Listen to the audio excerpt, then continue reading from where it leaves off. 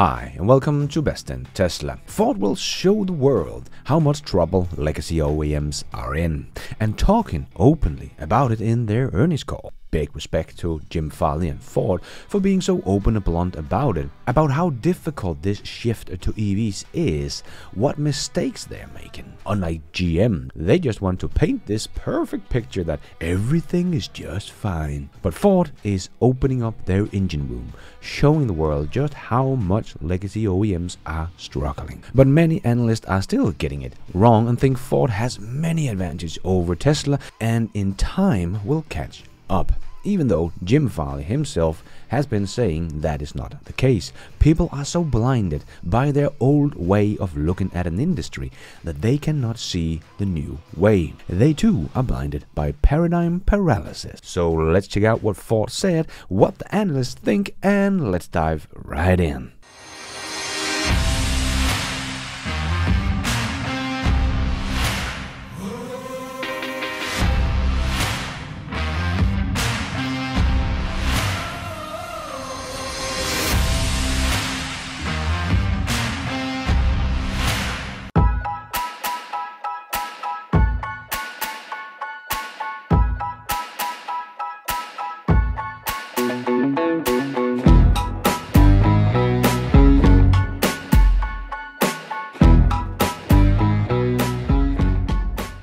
So Ford held their earnings call last week and was very open about the issues they had. And we can also just look at their earnings report and see how they compare to someone like Tesla when it comes to ramping up EVs. It took Ford almost 2 years to produce and sell 150,000 Mach-Es. The car most people called competition to the Tesla Model Y. But Tesla will produce 150,000 Model Ys in, the next 2 months. What took Ford 2 years. And remember, Tesla only started production of the Model Y about 6 months after Ford started production of the Mach-E. Or look at it this way. The Tesla Model Y production run rate is now about 1 million, where Ford's Mach-E is not even at 100,000 yet. Tesla is about 10x faster than Ford to ramp up an EV production. Yes, clearly Ford has no advantage over Tesla when it comes to production of EVs. And Ford is not good at making EVs. Yes, as a customer, you will not notice. You will like your Mach-E, nicely built with no panel gaps and nice fit and finish inside the car. But underneath, we have heard Sandy Monroe just how poorly the Mach-E is built, with 3 times the amount of hoses just in the thermal system and 3 times the weight of the fluid in the thermal system, and much more. But it is not just Sandy. Jim Farley just said it himself. We didn't know that our wiring harnesses for the Mach-E was 1.6 kilometers longer than it needed to be. We didn't know it was 70 pounds heavier, and that cost an extra $300 on the battery, he said at the call with investors last week. We didn't know that we underestimated the braking technology to save on this battery size. Farley said these and other cost problems meant that Ford left about $2 billion of profits, not revenue, but profits on the table. But not only that, as Farley conceded on the earnings call, Ford has been the #1 in recalls in the US for the last 2 years. Clearly, that is not acceptable. This is insane. They did not know they were using 1.6 kilometers more wiring harness than what was needed. Are you kidding me? This is just such a poorly designed and produced EVs. And they are so badly built that they are the most recalled. So it's not Tesla that has a quality issue anymore.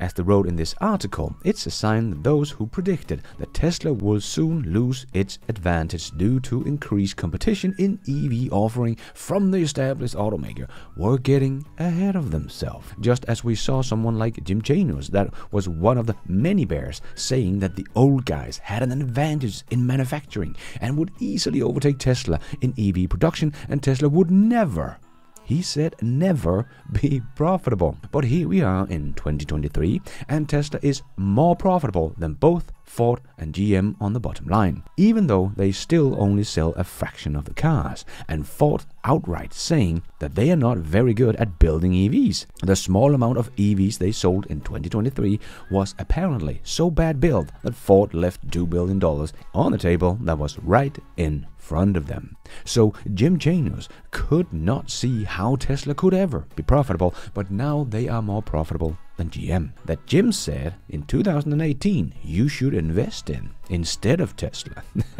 Good thing I did my own research and didn't listen to Jim, and have earned a lot of money on my Tesla stock. Even though it has fallen a lot in 2022, I'm still up on my Tesla investment. So to put it short, Jim Chanos was wrong on pretty much everything about Tesla and still don't get it. But we are now seeing Ford showing us how difficult it is for them and how slow they are at producing EVs at volume. It took them 2 years to produce what Tesla produces of only the Model Y in about 2 to 2.5 months. But many are still not getting it. Not only Jim Chanos, even here in 2023, which quite frankly is a bit scary, as they write in this article from CNN Business. The good news from traditional automakers is they have a finance wherewithal, both in cash on hand and ongoing profits from their internal combustion engine sales. I will get back to that in a bit, but Eric Schiffer, CEO of a private equity firm, the Patriarch Organization, said,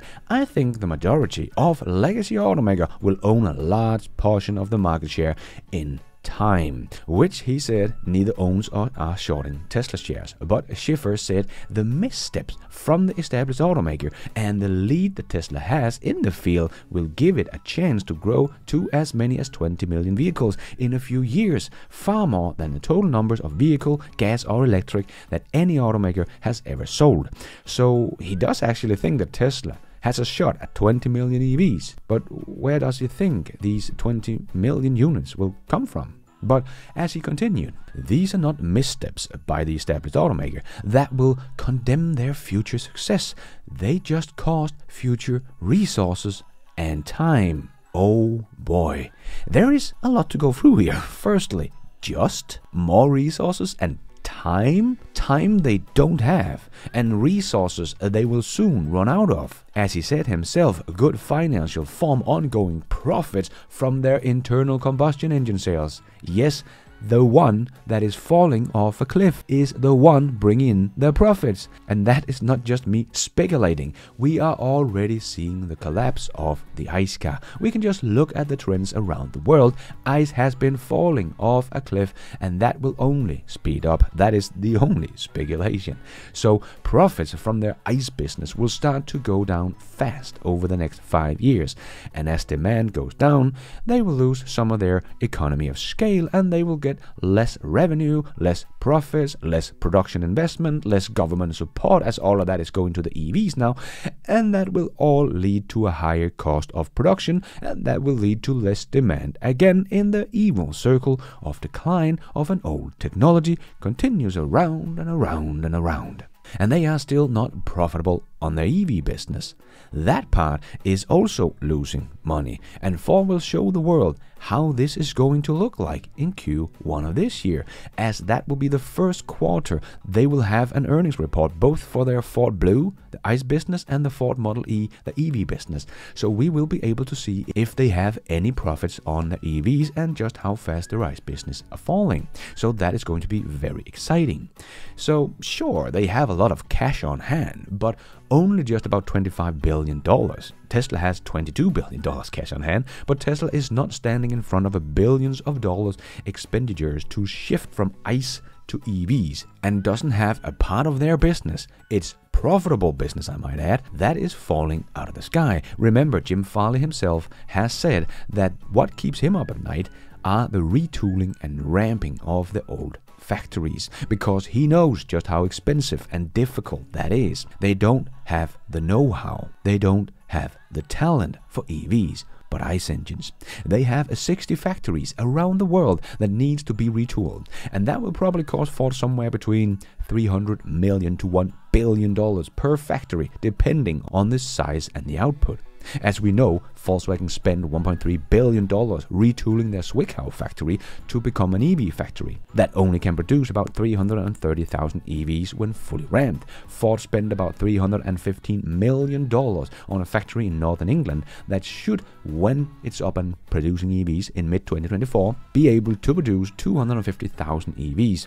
Or Ford spent $700 million on their Rouge factory for their production of their F-150 Lightning, which can only produce about 150,000 Lightnings when fully ramped. So let's just say that Ford has to spend an average of about $500 million to retool their old factories. That is $30 billion. Just on retooling factories. That is a lot of money they have to spend on something that some of the guys in this article and Jim Chanos back in 2018 thought was an asset for Ford, but that asset will cost Ford about $30 billion once again. And at the same time, Ford profitable business, the ICE business, will drop, so their cash on hand will also drop in the near future. We have to remember they did lose $2 billion in 2022, no matter the circumstances, and are the one that is recalling the most cars, which also costs Ford's billions of dollars every year. And just the winding down of their ICE cars and their supplier and warranty for their ICE cars that are still on the road, that still need parts long after they have stopped making the engines, will cost Ford and other legacy automakers, of course, billions and billions of dollars, while they will start losing a lot of profits on their ICE sales as they are collapsing.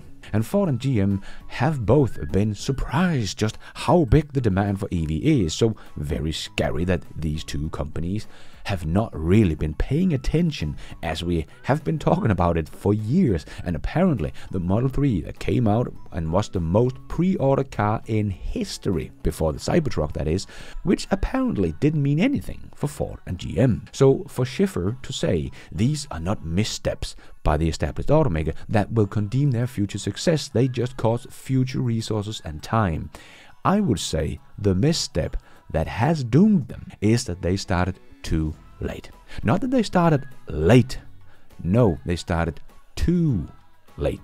As I showed in another video, it's almost impossible to slow down the growth of the EV adoption, so much so that it will only be 50% plug-in in 2030, as most of them are aiming for. The EV adoption pretty much has to stop and go sideways, so that will of course not happen. So no matter if you believe it will be 50% or 30% compound annual growth rate from here on out for the EV adoption, it will pretty much be all over by 2027 or 2028, definitely 2030. Over the next 2 to 4 years, we will see more and more truly affordable EVs coming to market that will become cheaper than equivalent ICE cars, both from Tesla in 2024 or 2025, but the Chinese will also flood the market over the next 5 years with affordable EVs. It will no longer make any sense by 2027 to even buy an ICE car. So the majority of people are simply not going to want to buy this polluting, inferior, non-updatable, more expensive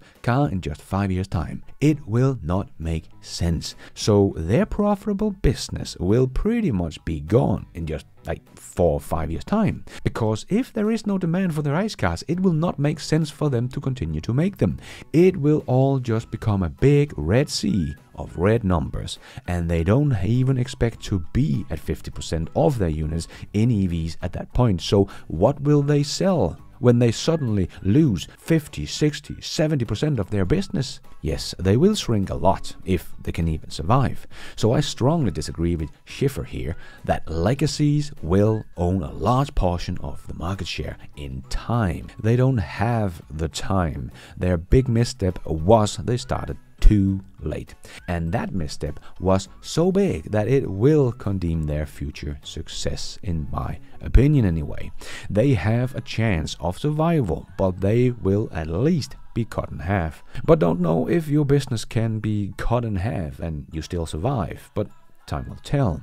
So we are seeing that all of the advantages many analysts thought the old guys had, Ford is coming out saying it is not an advantage but a disadvantage. Big respect to Jim and Ford for being so blunt and open about it, as GM is just living in their own little bubble, hoping to fool the whole world.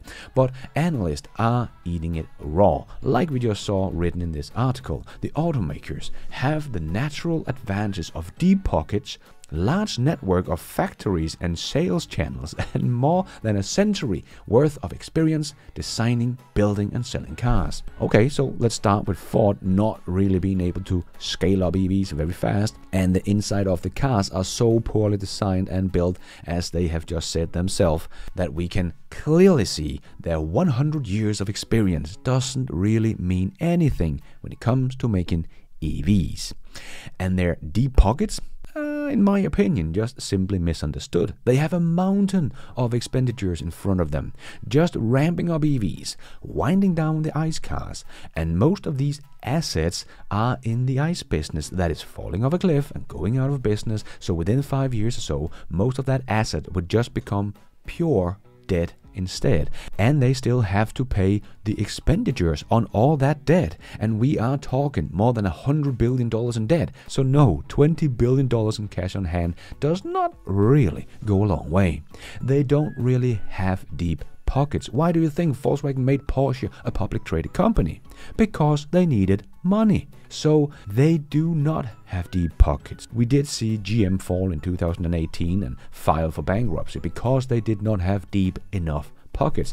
Automakers are constantly fighting not to go bankrupt. It's a very capital intense business. And then there is the whole thing about legacies, factories and sales channels. Well, we have just talked about how big of an issue the retooling of factory is. So I will say these factories are not really an advantage. They would have been much better off just building brand new state-of-the-art EV factories from the ground up, just like Tesla does. And their so-called sales channel, their dealerships, are simply just robbing money from someone like Ford and their customers, and making Ford's vehicle more expensive than they have to be. Jim himself has said that because of their dealership, Ford has about a $2,000 disadvantage per car compared to Tesla. I would say it's probably much more than that when we look at the insane market adjustment fee that is being put on top of EVs, but at least $2,000. And just a simple fact that Ford does advertise, Jim said, gives Ford another $600 to $700 disadvantage per car as well. So no, Ford does not have any advantage over Tesla because of deep pockets. Tesla has deep pockets. Their dealerships are a chain around the neck, not an advantage, and so are their old, outdated factories. But I think we will see all of this really start to play out here in 2023, as Ford is opening up their business so everyone can see how profitable, or lack thereof, Ford Model E business is. But Ford is doing the right thing by separating their ICE and EV business so they can make their ICE business go bankrupt without it taking down their EV business with it. And they are doing a lot of right moves. So the only question is, did they just start late or too late? I personally don't think they will end up being as big as they are today, if they survive at all. Nothing is certain yet, but time will tell. But what do you think? Let me know your thoughts in the comments below. And thank you for watching. And until next time, take care out there and be nice.